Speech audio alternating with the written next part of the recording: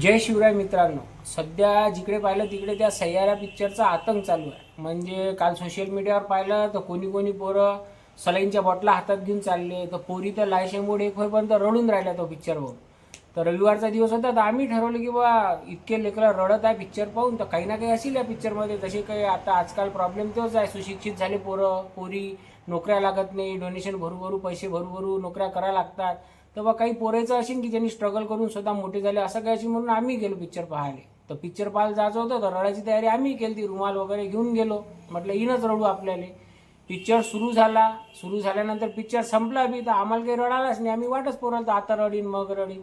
पिक्चरमध्ये काय होतं, गजनीसारखी हिरोईन होती, आशिकी टू सारखा हिरो होता, बाकी तर काहीच नव्हतं बा.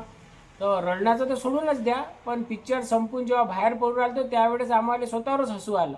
असं वाटलं की या पिक्चरच्या नादी लागल्यापेक्षा छत्रपती शंभूराजांचा छावा जर एकदा पाहिला असता तर कमीत कमी अंगातल्या रक्ताला अशी सडसडी तरी आली असती.